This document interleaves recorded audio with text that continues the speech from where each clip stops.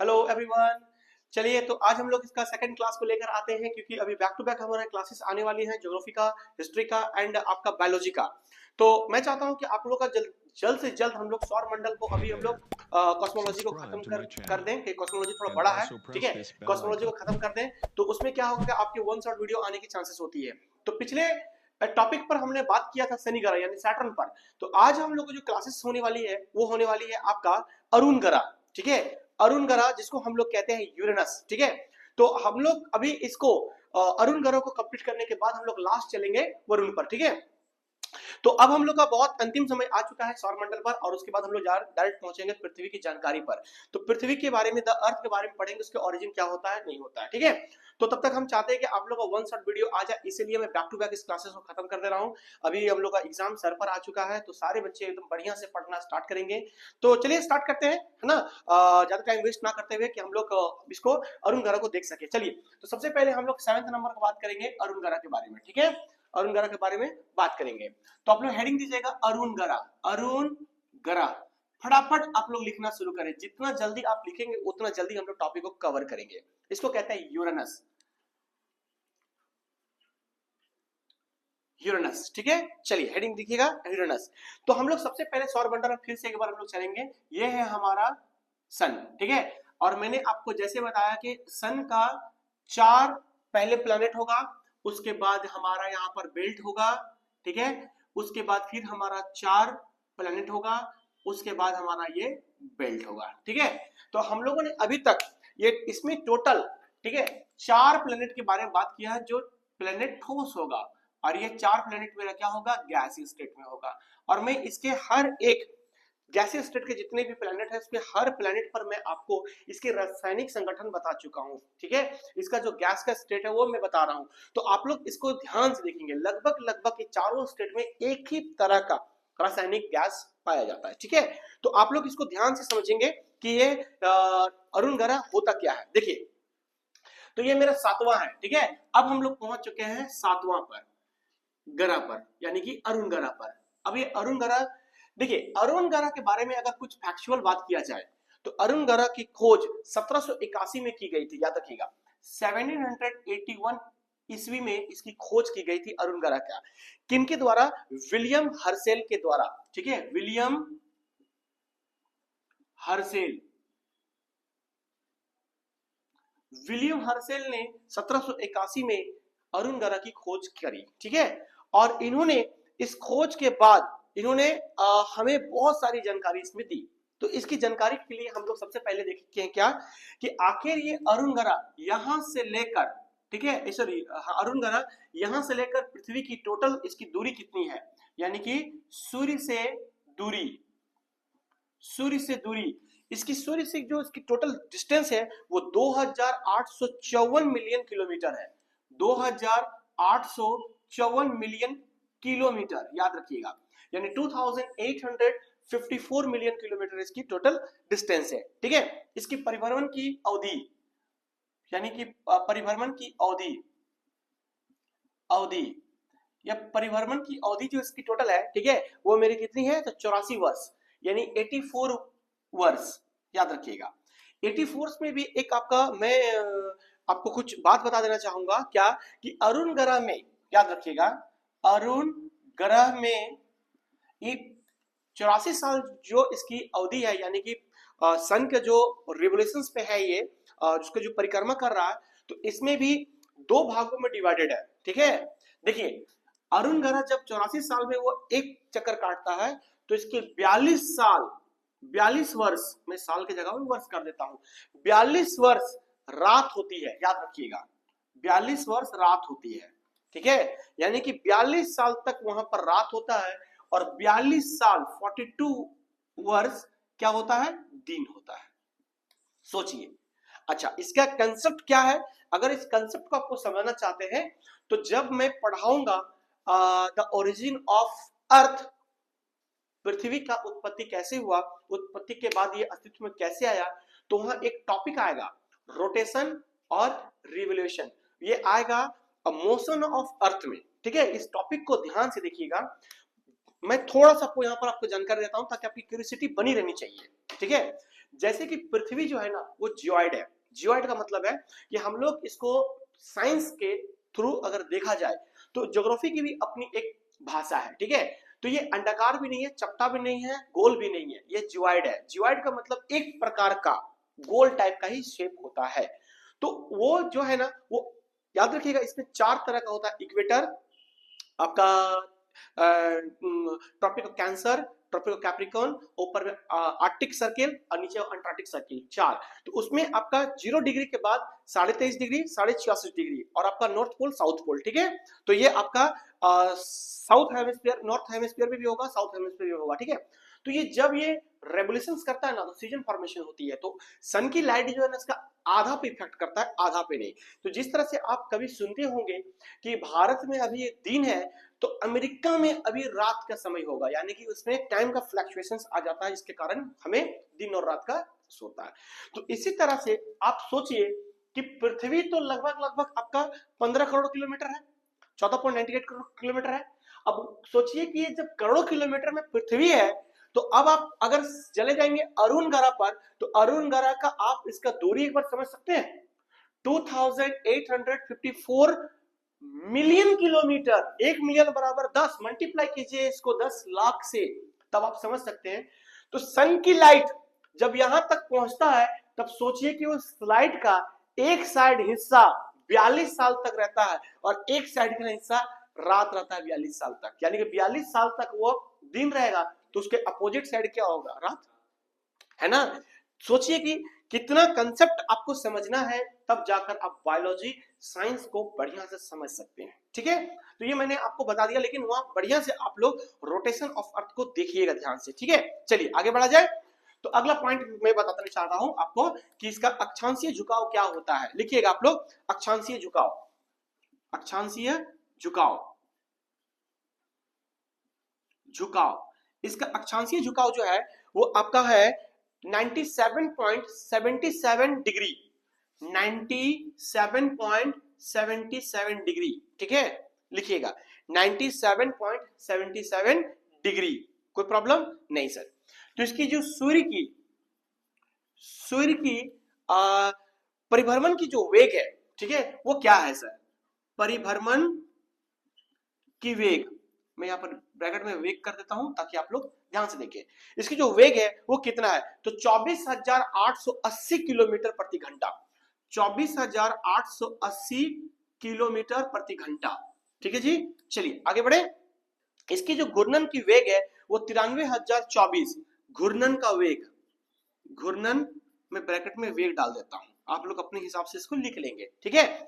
वो कितनी है, तो 9324 किलोमीटर प्रति घंटा, यानी कि 9324 किलोमीटर प्रति घंटा। एक घंटा में लगभग लगभग 9,500 किलोमीटर की स्पीड से अपने एक्सिस पे वो घूम रहा है। और सूर्य की जो परिक्रमा चक्कर काट रहा है वो लमसम 25,000 किलोमीटर की प्रति घंटा के हिसाब से वह स्पीड से उसका चक्कर काट रहा है, ठीक है। यानी एक घंटे में कितना चला गया, 25,000 किलोमीटर, ठीक है। राउंड फिगर में बता रहा हूं, बाकी आपका फैक्ट यहाँ पर लिखा हुआ है, आप लोग बढ़िया से इसको देख सकते हैं, ठीक है।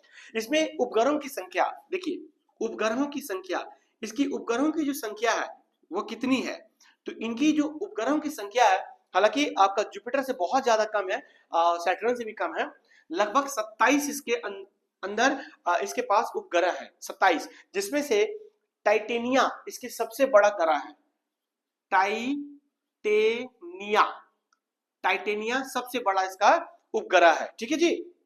अच्छा, इसके अंदर जो आपका रासायनिक संगठन है वो समझिएगा, ठीक ना, रासायनिक संगठन, रासायनिक संगठन, यानी गैस भी आप लिख लीजिएगा, कोई दिक्कत नहीं होगा। तो इसके अंदर है क्या, बस वही जो आपने सैटर्न में पढ़ा था, वही जो आपने जुपिटर में पढ़ा था, क्या, hydrogen, helium, methane, ethane, hydrogen, helium, methane, ethane, ठीक है। उसके बाद हो गया हाइड्रोजन ड्यूटरेट, हाइड्रोजन ड्यूटरेट, ठीक है, और कुछ बच गया देख लीजिए एक बार पीछे से आप लोग, है ना। अच्छा, इसमें सल्फाइड और अमोनिया भी पाया जाता है, याद रखिएगा, सल्फाइड, सल्फाइड और अमोनिया, अमोनिया एटीसी ये भी पाया जाता है, ठीक है। चलिए आगे बढ़े। देखिए इसकी जो आयु है, मैंने कहा था ना कि सबकी आयु लमसम लमसम एक ही जैसा है, ठीक ना, यानी कि 4.5 बिलियन। कोई राइटर ने अपने बुक में कुछ और भी लिखा होगा 5-6, तो आप उसको देख सकते हैं, ठीक है। क्योंकि आपका ब्रह्मांड की आयु से अगर आप लोग समझेंगे तो लगभग ब्रह्मांड की आयु कितनी होती है, 13 बिलियन, है ना, 12-13 बिलियन, ठीक है। तो उसी के हिसाब से अगर देखा जाए तो आपके प्लैनेट्स की भी आयु लमसम 4.55 के बिलियन के आसपास आपका देखने को मिलेगा। तो याद करने की बहुत अच्छी आपके पास एक ट्रिक है, 4 से लेकर 5 के बीच में आप लोग याद रखिएगा, जो आपको ऑप्शन मिलेगा वही मार देने का, ठीक है। चलिए तापमान, इसकी जो तापमान है, टेम्परेचर, इसका टेम्परेचर क्या होता है सर। अब आप अंदाजा लगा सकते हैं कि जब इतना दूरी पर है, लगभग लगभग 3000 मिलियन, तो आप अंदाजा लगा सकते हैं इसकी तापमान क्या होगी, यानी कि सन की लाइट पहुंचना कितना मुश्किल होगा। तो यहाँ पर इसका तापमान कितना होगा, -57 डिग्री सेल्सियस से लेकर, ठीक है, -188 डिग्री सेल्सियस, -188 डिग्री सेल्सियस तक ये पहुंच जाता है, ठीक है। चलिए आगे बढ़ जाए। इसकी ग्रेविटेशनल जो फोर्स है वो क्या होता है, देखिए ग्रेविटेशन, गुरुत्वाकर्षण, गुरुत्वाकर्षण शक्ति, गुरुत्वाकर्षण शक्ति, इसका जो ग्रेविटेशनल फोर्स है यानी कि पावर है, इसका कितना है सर, ठीक है। तो इसकी जो गुरुत्वाकर्षण शक्ति है वो 8.6,